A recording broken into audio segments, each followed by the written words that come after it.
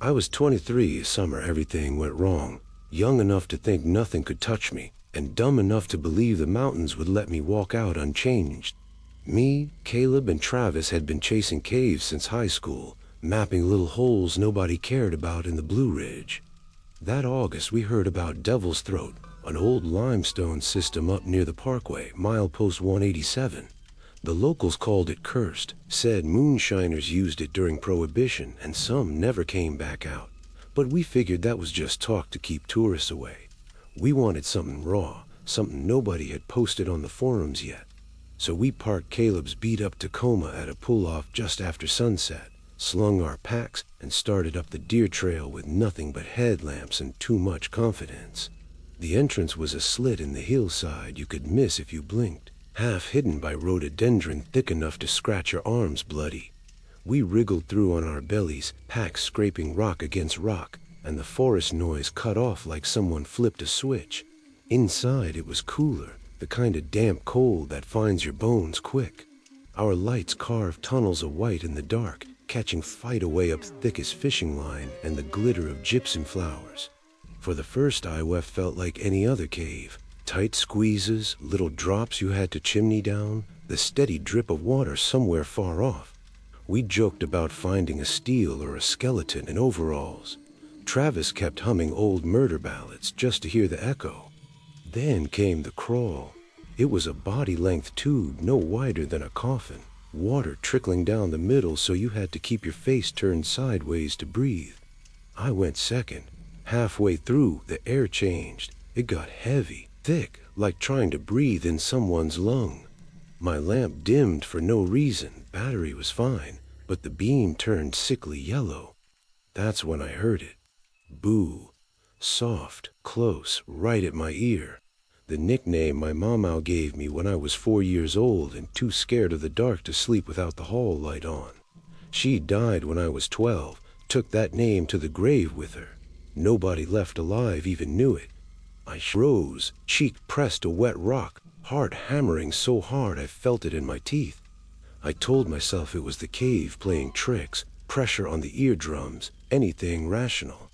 But then it came again. Boo, you came back. Same voice, gentle, like she was proud of me.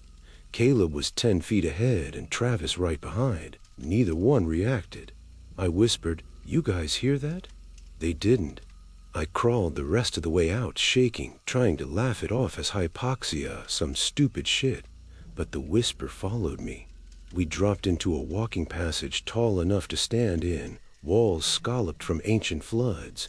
The air stayed wrong, thick and tasting of iron. That's when the whispers multiplied.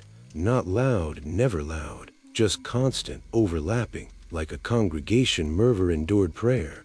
They knew things, that I'd stolen $20 from Mama's purse the week before she died to buy cigarettes, that I'd let my little sister take the blame when we broke Mama's vase, that sometimes when nobody was home, I still cried in the shower because I missed her so hard it hurt. Every secret I'd ever swallowed spoken back to me in her soft mountain drawl. I kept asking Caleb and Travis if they heard anything. They looked at me like I was losing it. Travis said maybe I should sit down, drink some water, but their voices sounded far away, like they were talking through glass. I noticed the cave didn't echo right anymore. Sound died quick, swallowed up. We tried to keep mapping, but the passage split and split again. My compass spun lazy circles. Caleb's GPS had no signal, of course, but even the altimeter was drunk, reading we were 300 feet higher than when we started, when we'd only gone down the whole time. Travis found an old miner's pick half buried in silt, handle rotten but the iron head polished like someone had swung it yesterday. Beside it lay a tin lunch pail, lid popped open, couple petrified biscuits inside still wrapped in wax paper. I didn't want to touch any of it, but Caleb picked up the pick, said it was a cool souvenir. The second his fingers closed around the handle, every light in the cave flickered at once, like something noticed we were stealing. That's when I saw the handprint. It was on the wall at eye level, smeared in mud to color a dried blood, but still wet, glistening under my lamp. 5 fingers, slender, same size as mine. Same scar across the index knuckle I'd got falling off my bike when I was 9. I put my hand up to it without thinking. Perfect match. The mud was warm. I don't remember deciding to run. I just turned and started back the way I came, screaming at Caleb and Travis to follow. They thought I was having some kind of breakdown, but when they saw my face, they shut up and ran too. The passage we'd just walked down wasn't there anymore. Smooth wall when a cross tube had been. We backtracked, took every left turn we remembered, but nothing looked familiar. The whispers got louder, not angry, almost pleading. Boo, don't leave again. I waited so long. We found a dome room none of us remembered, 30 feet across, ceiling lost in darkness. In the middle, someone had arranged rocks in a perfect circle. Inside the circle lay a little pile of things. A child's shoe, rotted leather, a tarnished silver thimble, a yellowed photograph of a woman in a flour sack dress holding a baby. My mama, young, smiling like I'd never seen a smile in life. The baby was me. Caleb grabbed my shoulder, voice cracking. Man, we gotta keep moving. But his headlamp was dying, flickering like a candle in wind. Travis's had gone out completely. Mine was the only light left, and it was shrinking, beam narrowing like the battery was being sucked dry. The temperature plummeted so fast my breath fogged. Frost bloomed across the rocks. That's when the whispers stopped being Mama's voice. They got deeper, layered, dozens of voices, all speaking at once. Some men, some women, some children, all of them calling me Boo, telling me I was home, telling me they missed me, telling me I didn't have to be afraid anymore because nothing out there loved me like they did. I felt it in my chest, this awful warmth, like sinking into a hug you never want to end, even while every part of you know it's wrong. I swung the light around and saw them for the first time, shapes at the edge of the beam, tall, thin, made of the same dark as the cave. Faces with faces should be, but nothing I could hold on to. They didn't have eyes, but they were looking at me, waiting. Travis screamed first, not words, just raw noise. He bolted into a side passage we hadn't seen before. Caleb went after him. I tried to follow, but my legs wouldn't move right, like the floor was soft, pulling at my boots. The shapes drifted closer. One reached out, long fingers brushing my cheek, cold as creek water in January. And I heard Mama, clear as day inside my head. Let go, baby. It don't hurt if you let go. I don't know how long I stood there. Minutes, hours. Eventually something in me snapped awake and I ran, blind, sobbing, slamming in the walls until my shoulders bled. I found a chimney upward, narrow enough I had to take my pack off and push it ahead of me. Hands, not mine, helped lift a pack when it got stuck. I didn't look down. I came out at dawn, crawling through mountain laurel into a hollow I didn't recognize, miles from where we'd parked. The Tacoma was still there, but Calvin Travis never came out. Search and rescue went in for 5 days. They found our packs, my camera with photos of passages that don't exist on any map. Travis's headlamp smashed like something stepped on it. They never found bodies. They sealed the entrance with dynamite the next week, said it was too unstable. I moved to Charlotte, got an apartment on the 10th floor where I can't hear the mountains at night. But sometimes, when the air conditioning kicks on and the room gets that certain kind of cold, I hear her again. Soft, patient, close enough to feel breath on my ear. And I taste limestone on dust when I wake up gasping, reaching for a light that isn't there. I was 26 when I almost drowned in a place that wasn't supposed to exist. My girlfriend Riley and I had been cave diving together for 3 years by then, chasing the kind of couple that plans vacations around sinkholes and sumps instead of beaches. We'd mapped 6 systems in Tennessee and North Carolina. Nothing too crazy, just quiet limestone caves the clubs hadn't touched yet. That October, we got a tip from an old diver in Boone about a spring up near Grandfather Mountain nobody had fully explored. Locals called it Mercy's Well, said it used to feed a mill that burned down in 1928 and took 12 souls with it. We laughed it off as mountain superstition, and drove up with a truck bed full of tanks and reels. The entrance was a pool no wider than a pickup truck, tucked in a laurel hell so thick the sun barely reached it. Water was clear as gin, bubbling up gentle from somewhere deep. We kitted up at dusk because the surface swim was short and we wanted the extra bottom time. Riley kissed me before we dropped, same as always. Then we rolled backward off the rock and let the spring take us. First 30 feet were easy, smooth descent along a gravel chute into a room big enough to park a house in. Walls white as bone, covered in flowstone that looked like frozen waterfalls. Our lights carved tunnels through the dark, catching schools of blind cavefish darting away like ghosts. We tied off the guideline and kept going. Everything felt right. Buoyancy perfect, air consumption normal, Riley's fins kicking steady ahead of me. We'd done this 100 times. At 60 feet, the passage narrowed and silt bloomed off the floor in slow-motion clouds. Riley signaled a tie-off change, and I didn't remember from the sketchy hand-drawn map we'd been given. The new tunnel slanted down hard, walls closing in until we had to swim single file. That's when the water changed. Not temperature at first, just feel, like it got heavier, pressing on the eardrums. My computer read 85 feet, then 90, then jumped to 110 in the space of a kick. That shouldn't have been possible. The whole system was supposed to max out at 70. We came out into a chamber I can only describe as cathedral. Ceiling lost in darkness, floor dropping away into nothing. And there, 30 feet below us, were the lights. They weren't reflections or bioluminescence.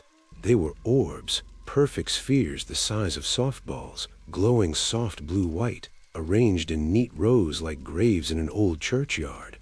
Dozens of them, maybe hundreds, hovering a foot above the silt, pulsing slow and steady the way a heart does when it's resting. Riley grabbed my arm hard enough to bruise through the dry suit. We just hung there, neutrally buoyant, staring. I've seen some strange things underwater, but nothing ever made the hair on my neck stand up like that. I motioned to turn the dive, standard protocol for anything unplanned, but Riley shook her head and pointed at a reel. She wanted to lay line, keep going. I should have insisted. Instead, I nodded, because that's what you do when you trust someone with your life. We dropped lower. The closer we got, the more the orbs moved, rising off the floor in perfect synchrony, drifting up until they surrounded us in a slow, deliberate circle. 20 feet across, maybe 30. They didn't flicker or waver, just pulsed, steady and calm. My pressure gauge started falling, fast, like I had a monster leak, but when I checked my valves, everything was tight. Riley's eyes were wide behind her mask. She pointed at her gauge, same thing happening to her. We still had half tanks, but the needles were spinning down like we were breathing pure helium. Then the singing started. Soft, muffled by the regulator at first, then clearer, like someone turned up the volume inside my skull. Women's voices, 3 or 4-part harmony, singing I'll Fly Away, the same version my mama used to hum while she shelled peas on the porch.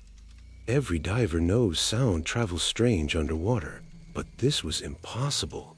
Too pure, too close. I looked at Riley. Tears were streaming down her face inside the mask, mixing with condensation.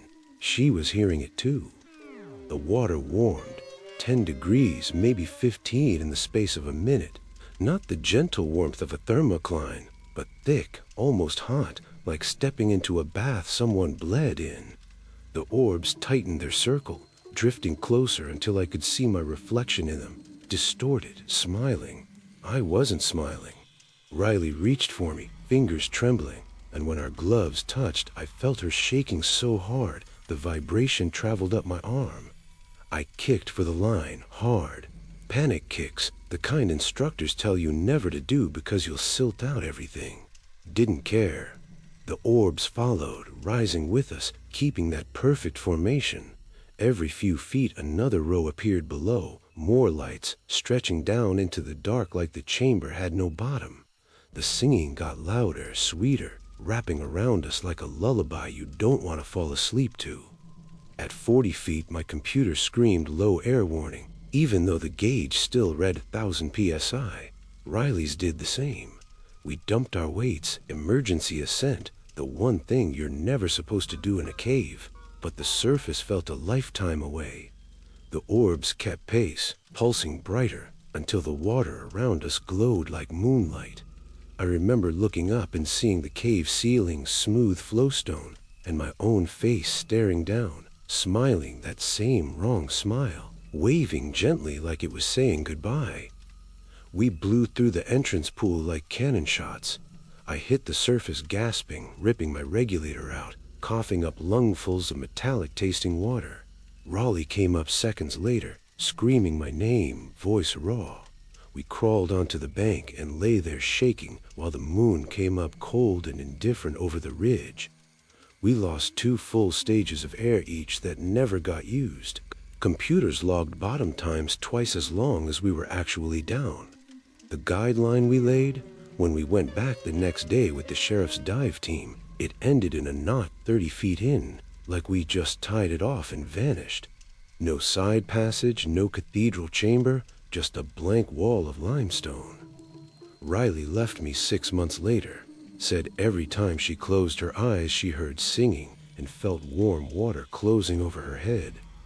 I sold all my gear except one mask I can't bring myself to throw away. Some nights, when the humidity is high and the crickets are loud, I swear I can smell that iron warmth on the air.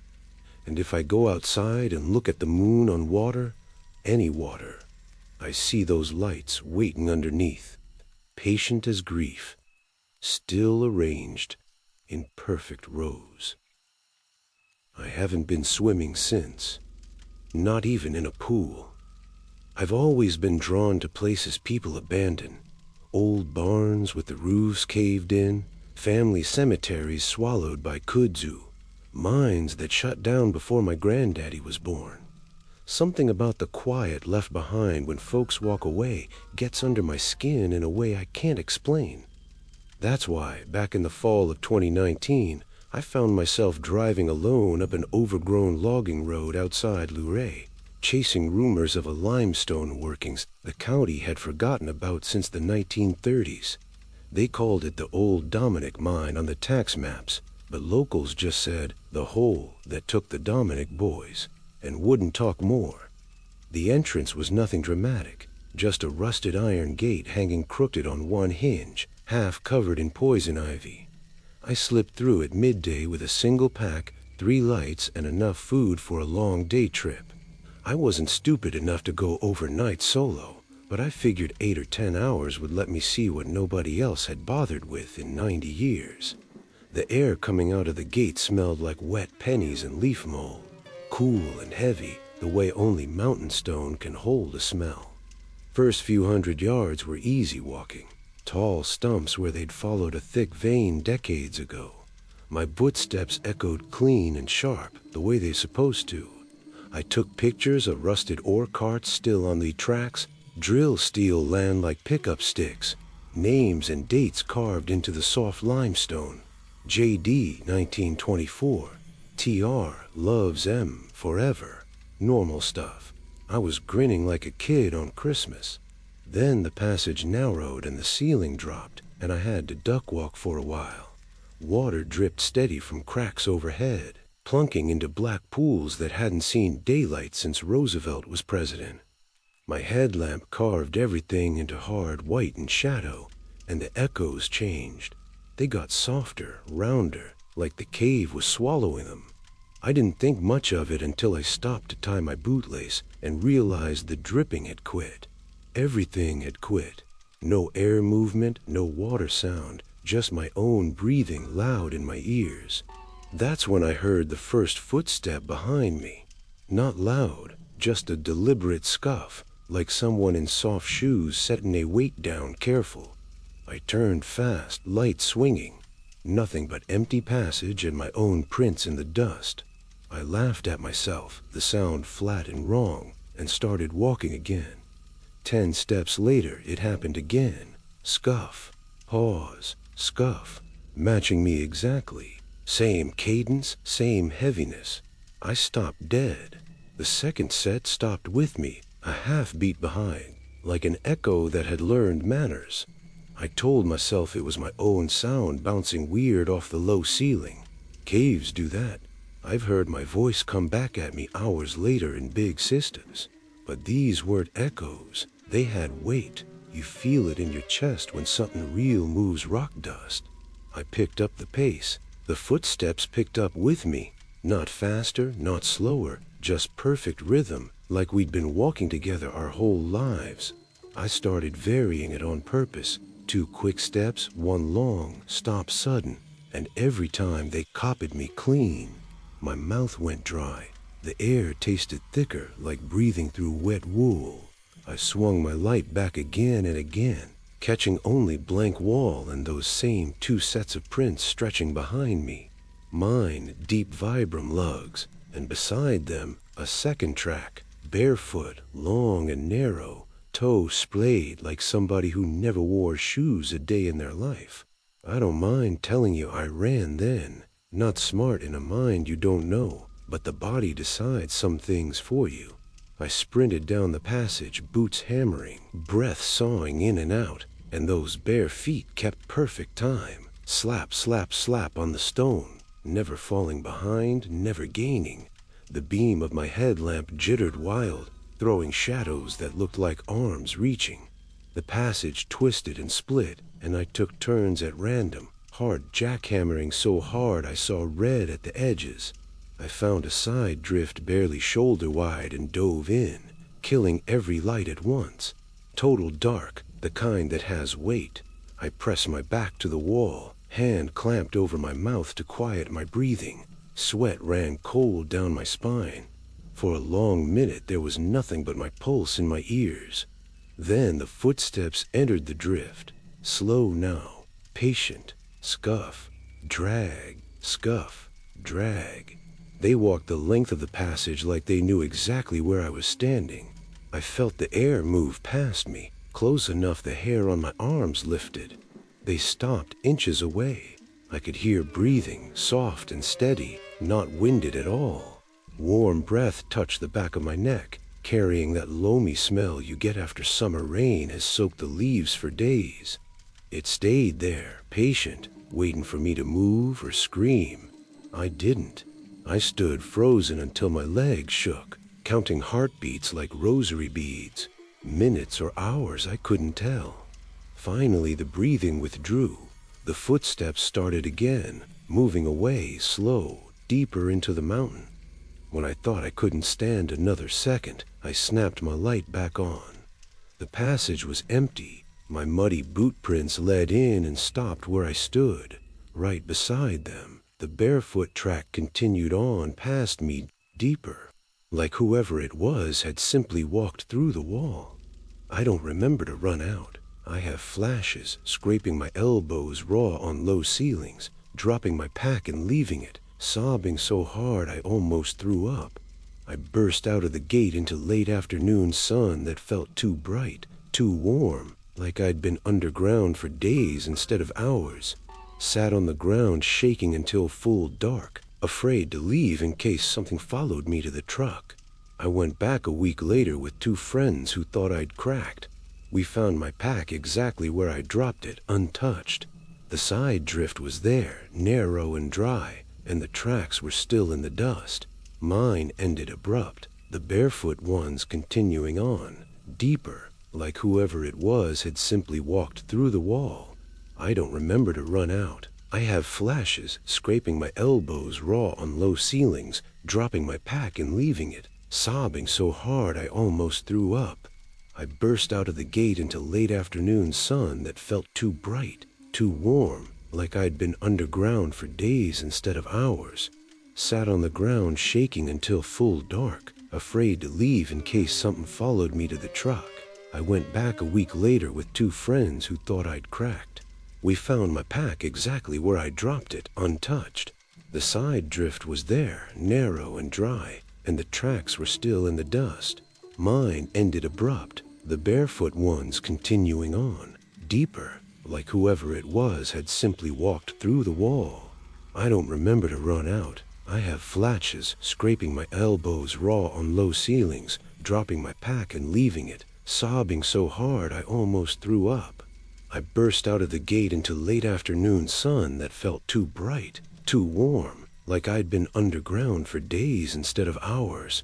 Sat on the ground shaking until full dark, afraid to leave in case something followed me to the truck. I went back a week later with two friends who thought I'd cracked.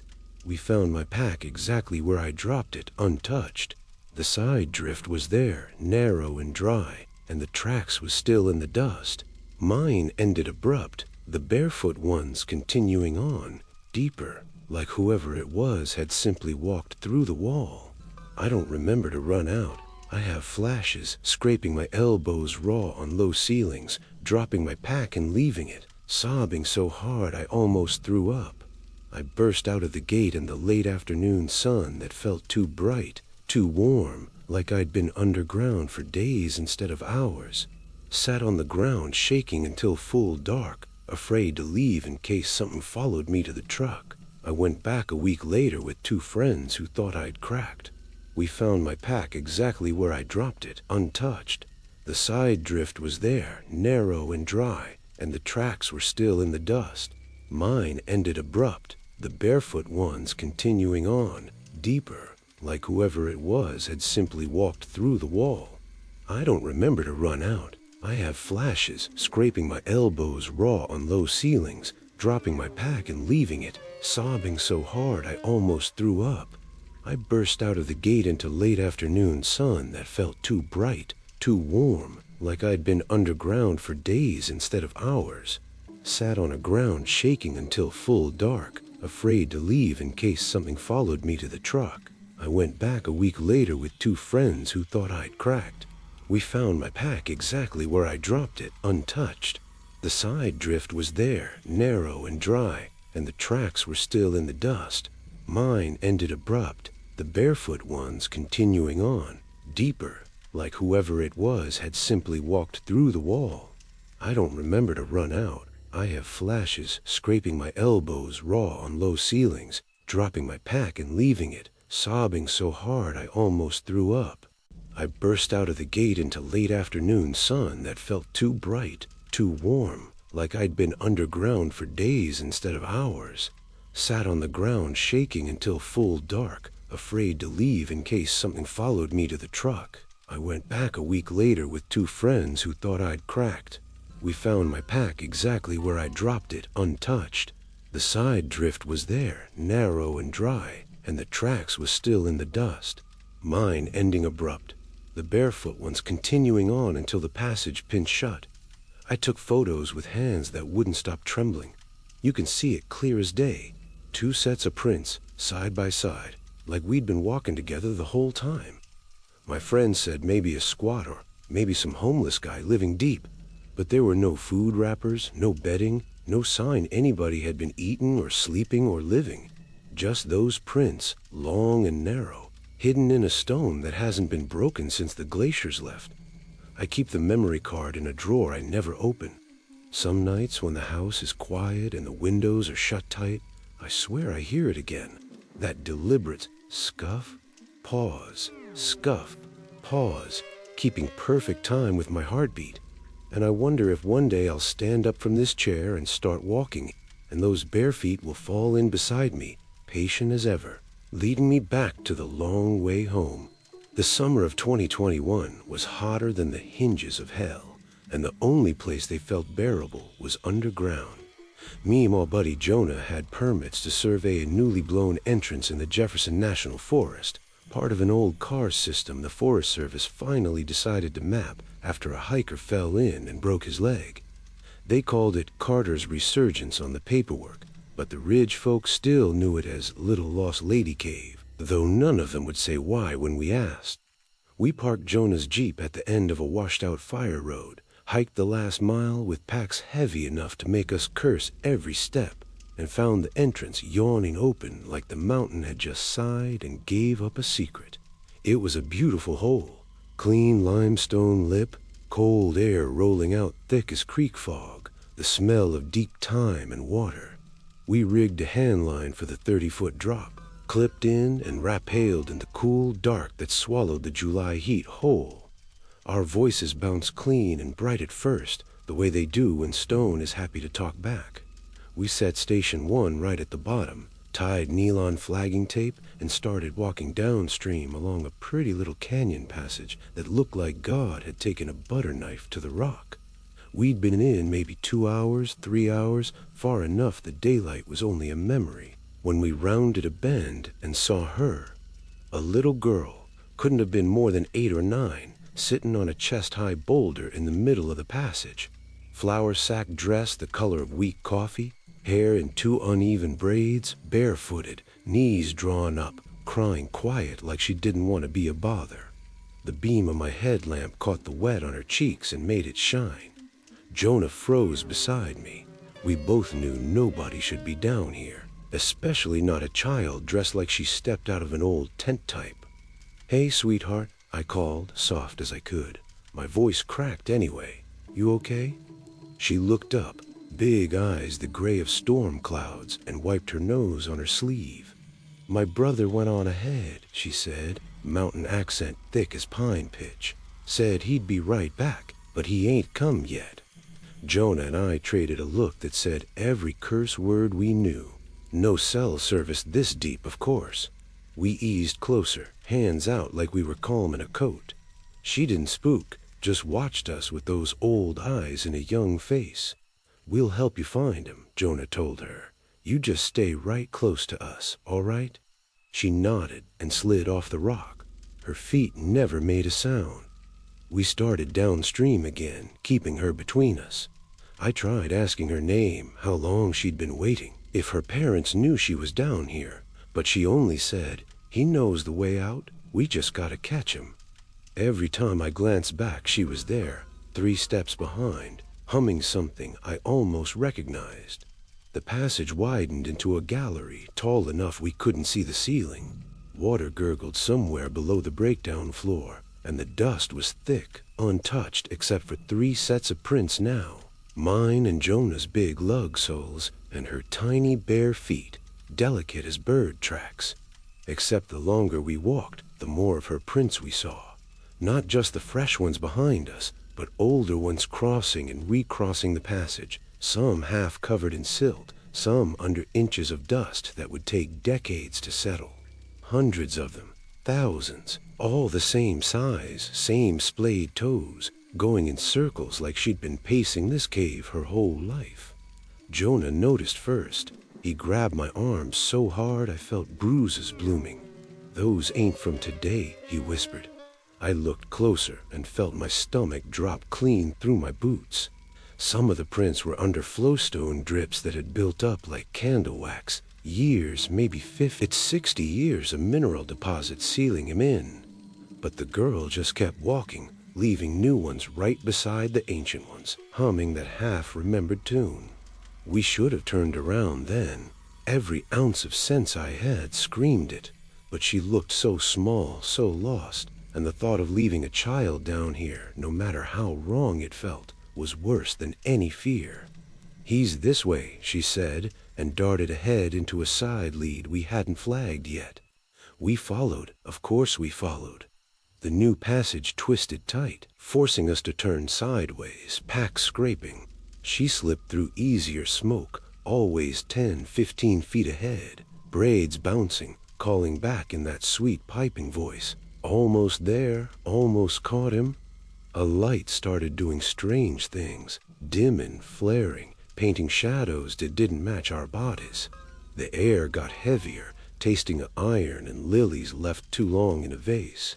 And everywhere we looked, more prints, her prints, looping and circling, some so old the edges had crumbled, some so fresh the dust still floated in the beam like smoke. Hours slipped away. My watch said we'd been walking 20 minutes. Jonah said 4 hours. The batteries in our backpack lights were dying faster than they had any right to. We found breakdowns where she'd scratched little stick figures in the mud. A taller boy, a smaller girl held in his hand, over and over, hundreds of times, like a prayer or a cry nobody ever answered. We never found a brother. We never even found a place where a second set of prints started. At some point, Jonah grabbed me, face gray under the grime. "We're being led," he said, voice shaking. "She ain't lost, she's leading us." The girl appeared again, farther down the passage than light should have reached, standing still for once. She turned and smiled. First time she'd smiled the whole trip, and it wasn't a child's smile at all. "He don't want to be found yet," she said, "but you can stay and wait with me." That's when we ran. Not dignified, not careful, just blind terror, scrambling back the way we came, ricocheting off walls, leaving skin and blood on sharp edges. Behind us, her voice floated after, soft sing-song, the same tune she'd been humming, only now I recognized it. "Will the circle be unbroken?"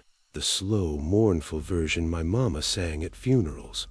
We found a main passage by sheer dumb luck, lungs on fire, legs jelly. The entrance drop looked like heaven, then gray daylight filtering down the shaft. We threw the rope up, clipped in, shaking hands, and hauled ourselves out in the warm evening air that tasted like salvation. She was waiting for us at the lip, standing right at the edge, silhouetted against the sunset, dress fluttering, though there wasn't any wind. She raised one small hand and waved, slow, like somebody seeing off a train ain't never coming back. Jonas screamed. I think I did too. We drove straight to the ranger station, babbling about a lost child. Search and rescue went in the next morning with dogs and thermal cameras. They found our survey stations, our flag and tape, every print we'd left, but not one trace of bare feet, old or new, not one. The dust was smooth as glass, like nobody had walked those passages in 100 years. They checked missing persons going back to the 1930s. No little girl in a flour sack dress, no brother, no family ever reported children lost near that ridge. The cave had no record of human traffic, except always. I still have the photos. Sometimes late at night when the house is quiet and the crickets sound almost like a child humming, I pull them up on my laptop. Zoom in on the breakdown floor, on those circles and circles of tiny footprints frozen under decades of dust.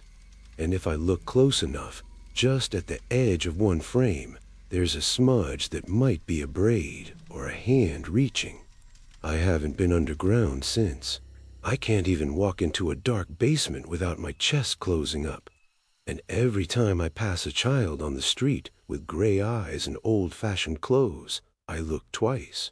Because sometimes when the wind moves through the laurel just right, I swear I hear her calling from a long way off, patient as stone, still waiting for her brother to come back and take her home.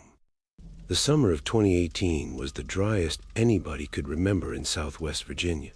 Creeks ran to trickles, wells went dry, and the mountains looked brittle enough to snap. That's probably why the fissure opened up at all. The ground cracked like old skin and let something underneath stretch. Locals up near Saltville started talking about a new blowhole on the backside of Clinch Mountain that breathes cold air strong enough to rattle laundry on the line a quarter-mile away. Old men at the gas station called it the lung, said it used to open every few decades, take what it wanted, then close again till the next drought. We were 24, cocky, and thought we knew better. Me, Travis, and Mara had been caving together since college. We'd done Nutty Putty before they sealed it, squeezed a birth canal in Ellison's, even spent a freezing night in a snowstorm inside Cripple Creek. A breathing cave sounded like the kind of story you chase just so you can say you did. We found the entrance on a Thursday afternoon, a jagged smile in the hillside no wider than a doorway, exhaling air so cold it frosted our sunglasses. The pool was immediate. Helmet straps tugged forward, loose shirt sleeves flapped like flags, and every breath tasted of deep winter. Travis laughed and said it felt like the mountain was sniffing us. We clipped in anyway. The fissure dropped 40 feet straight down, a crack so tight we had to exhale to fit. Once we hit bottom, the passage widened into a tall rift you could walk upright, walls polished smooth by centuries of wind. The current stayed steady, flowing deeper, strong enough we had to lean into it like walking against a river. Our voices sounded thin, carried away before the echo could come back. Half a mile in, we passed a register someone had bolted to the wall years ago. The last signature was dated 1974. After that, nothing, just clean rock and the constant roar of moving air. We should have turned there, but the cave kept pulling, gentle and insistent, like a hand on the size of a house resting between your shoulder blades. The first reversal came without warning. 1 second, the wind was at our backs, pushing us along like it wanted us deeper. The next, it flipped hard. My helmet jerked backward, chin strap cutting into my throat. Dust and grit blasted past us toward the entrance, stinging eyes, filling mouths. Mara yelled something I couldn't hear over the howl. The air pressure changed so fast my ears popped twice. We stumbled, caught ourselves, and the wind died to nothing.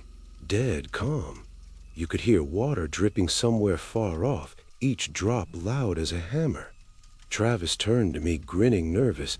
Guess it changed his mind. Then it inhaled again, harder than before. The suction hit like a freight train. My feet left the ground for half a second before I slammed into the wall. Mara screamed. Travis was gone, just gone, yanked backward into the dark so fast his headlamp left a white streak across my vision. The wind screamed with him, a living sound, furious and hungry. I clawed for purchase on the rock, fingernails splitting, boots skidding. The cave walls flexed, I swear they did. A slow ripple under the limestone like something huge swallowing. Mara grabbed my packstrap and we wedged ourselves into a narrow slot, bodies pressed together, shaking. When the breath let go, we ran toward where Travis had disappeared. The passage had narrowed to a body-length squeeze none of us remembered on the way in. We found him 20 yards deeper, wedged tight on his side, eyes huge behind scratched lenses. His boots were pointed the wrong way, toes scraped raw like something had tried to drag him farther, and he'd hooked him on the walls to stop it. He kept whispering, he's still pulling, over and over, voice high and cracked. We hauled him out, all 3 of us crying by then. The cave exhaled again while we worked, gently this time, almost coaxing, warm air smelling of wet leaves and something sweet rotten. Travis wouldn't let go of my arm. Every time the wind shifted, he flinched like a dog that's been kicked too many times. We started to crawl out. That's when we noticed the walls moving with every breath. Not shifting, a settling, moving. A slow compression when the cave inhaled, stone pressing inward a fraction of an inch, enough to feel in your ribs. When it exhaled, the passage widened again, almost sighing relief. The rhythm was steady, patient, the way a sleeping animal breathes. I kept thinking about whales, how their whole bodies flex when they surface, and how small we were inside something that size. Halfway to the entrance, the wind turned angry. It came from behind us in hot gusts, shoving, roaring, carrying Travis's name in a voice that wasn't a voice. The temperature climbed 30 degrees in minutes. Sweat poured off of us, mixing with limestone dust until we were caked white. My knee pad shredded on the crawl. Mara lost a glove and didn't stop to get it. Behind us, the breathing got faster, shorter, like the way yours does when you're excited or scared. We reached the entrance fissure as the cave took the deepest breath yet. The crack narrowed visibly while we watched, stone groaning like old timber. I went first, kicking handholds, rope burning through my gloves. Mara shoved Travis up after me. He was limp, muttering, eyes rolled back. When Mara started climbing, the walls closed another inch, slow and deliberate, dust puffing out like flour from a squeezed bag. I grabbed her pack and hauled with everything I had left. The fissure kissed shut behind her boots with a sound like teeth coming together. We lay on the hillside in the dark, gasping pine-scented air that felt too thin, too bright. Travis wouldn't speak for 2 days. When he finally did, all he said was, it wanted one of us to stay and keep it company. Rangers Panamint at the entrance the next week said the drought had destabilized the whole ridge. I drove past the site a month later. The scar was already grown over with briars, like the mountain healed quick when it chooses to. But sometimes, when the wind moves wrong through the hollows, I feel that pull in my chest, gentle, patient, waiting for the next drought, when the ground cracks open again, and the lung remembers it's lonely. I was born in a hollow outside Boone where the mountains lean in so close you can feel them listening. My daddy used to say the Blue Ridge keeps its own ledger, and every soul that walks its ridges gets written down somewhere the sun don't reach. I never paid it much mind until the fall of 2022, when me and my oldest friend Levi decided to chase a rumor about a virgin cave high on Beach Mountain. Folks on the caving forums called it Widow's Dress, because the entrance looks like a woman in a white gown hanging off the cliff. Nobody had a survey, nobody had even laid eyes on the bottom, and that was catnip to us.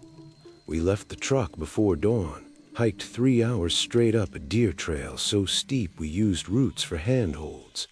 The entrance was exactly like the photos, a narrow fissure draped in flowstone that shimmered like old lace in our headlamps. Cold air rolled out steady, smelling of moonshine stills and funeral lilies. We rigged a single rope, checked knots twice, and dropped in one after the other, boots dangling over nothing we could see the end of. The shaft spat us out into a gallery big enough to swallow sound. Our voices came back small and late, like the cave was thinking about whether to answer.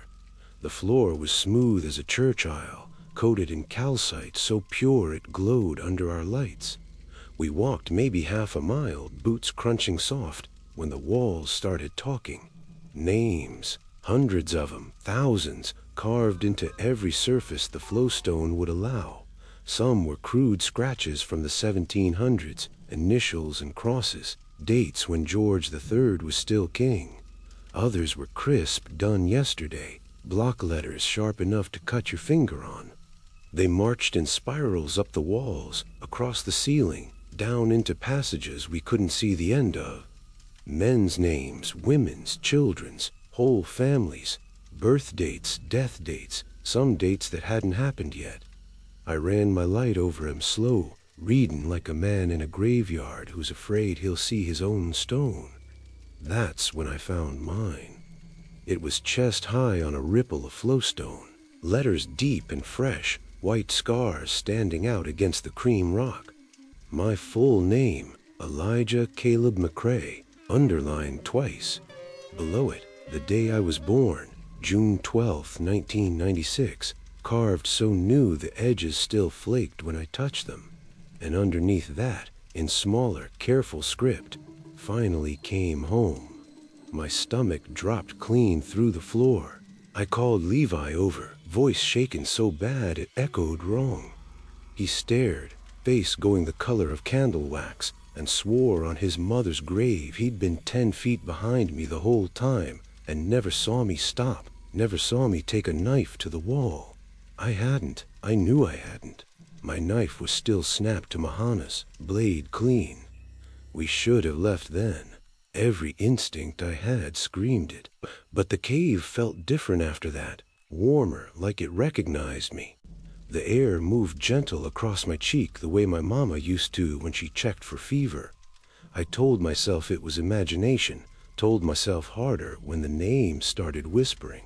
Not loud, just breathy, like wind through dead leaves, saying welcome, saying stay, saying we've been waiting. Levi wanted out. I could see it in the set of his shoulders, the way he kept glancing back toward the rope. But I couldn't leave it like that. My name written by a hand that wasn't mine, claiming I belonged here. So we pressed on, deeper, telling each other we were just looking for another way out, lying to keep from running. The gallery narrowed into a crawl that smelled like turned earth after rain. The names kept going, floor to ceiling, some carved so deep the knife must have hit bone. I saw dates from last week, last month, tomorrow. Children born in 2031 who hadn't been conceived yet. An old woman who died on Christmas 1978, 44 years ago. The whispers got clearer, Individual voices now, some laughing soft, some crying, all of them knowing my childhood nicknames, my sins, the lie told my daddy the night he died. We came out into a dome the size of a cathedral, ceiling lost in black. The floor was a lake of flowstone, glossy and steel, and every inch was covered in names. They spiraled inward toward a single blank space in the center, smooth as glass, waiting. I don't know how long we stood there. Long enough for Levi to start praying under his breath, words tumbling over each other like he was trying to outrun something. That's when I saw his name. It was carved fresh on the wall beside the crawl exit. Let us still bleed in calcite milk. Levi Josiah Cotta. Tomorrow's date, and beneath it, in the same small script that had welcomed me. He fought, but he came anyway. Levi made a sound like a hurt dog. He backed away until the rock stopped him, shaking his head, no, no, no. I tried to grab him, but he shoved me hard, eyes wild, and bolted back down the crawl. I chased, screaming his name, but the passage twisted different than it had coming in. The whispers turned angry, scolding, like a mother whose children won't come to supper. The walls pressed closer, flowstone warm now, pulsing faint under my palms like a throat swallowing. I found the crawl alone, lungs burning, tears cutting clean trails through the dust on my face. The rope was still there, swaying gentle in a breeze I couldn't feel. I climbed out into starlight so bright it hurt, rolled onto pine needles and lay there sobbing until the sun came up red over the ridge. Levi never came out. Search and rescue went in for 6 days. They found the dome, the lake of names, even mine still fresh and white. But Levi's was gone, stone smooth, like it had never been there. They brought out my pack, my camera, the rope with both our knots still tied perfect. No sign he'd ever been there, except a single boot print in the dust leading deeper, size 11, same as his, dated tomorrow. He hasn't answered his phone since. His mama says he came home the night after, walked in quiet, kissed his cheek, went to his room and locked the door. She heard him crying for hours, then nothing. When she finally broke in, he was sitting on the bed staring at the wall, carving something into his own arm with a pocket knife, over and over. She rustled it away, but the scars are still there. Finally came home. I drive past his house sometimes. Lights are always off. I keep waiting for the obituary that never comes. Keep checking the missing persons lists. Keep waking at 3 a.m., tasting limestone dust, and hearing the mountains whispering my full name like a lullaby. Some nights, the wind off Beach Mountain smells like moonshine and funeral lilies, and I stand on my porch listening for footsteps that match mine exactly, coming up the gravel drive, patient as time, ready to walk me back to the place that's been keeping my spot warm since the day I was born. I grew up with the kind of quiet that settles in your bones, the silence of an old tobacco barn after the last harvest, when even the mice know better than a rustle. But nothing prepared me for the quiet we found in Sycamore Hollow that September in 2023. Me, Clara, and Ben had permits to survey a virgin system the karst gods had kept hidden until a Laga's doza peeled back the hillside like a scab. Locals called the ridge Whispering Widow because a hotter wind moaned through the cracks, but they wouldn't go near the new hole. Said it ain't sound, and what comes back ain't yours anymore. We laughed it off over beers the night before, packed our gear, and drove up at first light, the Blue Ridge already turning that bruised purple of early fall. The entrance was a perfect oval, smooth as if carved, exhaling air that tasted clean and sharp, like the inside of a spring house. We dropped the 80-foot pit on double ropes, voices echoing bright and normal as we hit bottom and shook out the harnesses. The passage started wide, trunk passage they call it, with scalloped walls from ancient floods and soda straws dangling like frozen rain. We flagged stations, sketched a map, joked about our name and formations after axes. Clara led, her light dancing ahead. She was the best of us, steady hands and a laugh that cut through tension like a knife. Ben brought up the rear, humming old Carter family tunes that bounced back warm and familiar. 2 miles in, the air changed. Not colder, not thicker, just still. The dripping quit first, that constant plink-plink you tune out after an hour. Then our footsteps softened, losing their crisp report against the stone. Ben's humming trailed off into nothing, like someone turned down the volume on the world. We stopped in a breakdown chamber, light sweeping the jumble of boulders, and realized we couldn't hear each other breathing anymore. Clara said something. I saw her mouth move, but no sound came out. We stared, pointing at ears, shrugging. I clapped my hands inches from Ben's helmet. Nothing. The cave had gone deaf. We pressed on, because that's what you do. Problem solve, adapt. The passage narrowed to hands and knees, then belly crawl, dust puffing up in our beams like cigarette smoke. My ears started ringing, that high whine after a chainsaw cuts off, but it grew, pressing inward like thumbs on my temples. Clara signaled all clear ahead, and we crawled into what should have been a side dome. It wasn't a dome, it was a throat. The chamber was vast, maybe football field wide, ceiling arching into perfect black. Walls curved smooth, no breakdown, no stalactites, just flawless limestone polished to a sheen. Our 3 headlamps barely touched the far side. And the silence, it wasn't absence, it was presence, heavy as wet wool packed into every crevice of your skull. No air moved. Our lights hung straight, no flicker, no sway. I felt my heart beat in my teeth, but couldn't hear it. Clara knelt in the center, turning slow, mouth working. Ben and I flanked her, weapons out, my folding knife, his prusik cord looped like a garrote. Useless against nothing. The ringing turned to pressure, started behind the eyes, like sinus hell after a cold front, then built, squeezing optic nerves, making colors bloom at the edges of vision.